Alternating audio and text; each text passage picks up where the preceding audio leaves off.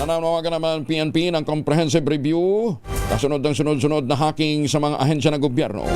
Detalye na balita mula kay Idniel Parosa, Irish 52. Idniel, good morning. Kuya Angel, hinimok ni Philippine National Police Chief Police General Jose Melencio Nartatis Jr. ang mga ahensya ng gobyerno na magsagawa ng coordinated review ng kanilang protection online upang maiwasan ang mga problemang kapareho sa hinaharap. Kasunod yan ang panibagong breach sa website ng Kamara de Representantes. Ilang araw lamang matapos ang hacking sa website naman ng Senado.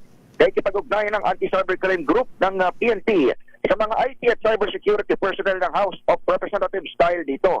Ayon kina Nartatis, kasama sa mga titignan ay kung sino ang nasa likod ng cyber attack at ang may reklamo ng kaukulang kasong kriminal. Kailangan naman gawin itong regular at prioridad itong pagsuri sa mga website lalo nagbabago rin ang cyber threat sa panahon ngayon. Sa ngayon ay hindi pa malinaw kung may mga nakuhang sensitibong impormasyon sa naturang website ng Kamara. Pero tulad ng ginawa sa Senado, binago lamang ng hackers ang interface ng website at nag-iwan ng mensahe laban sa katiwalian. Ako si Edniel Parosa, DZRH. Una sa Pilipinas, una sa Pilipino.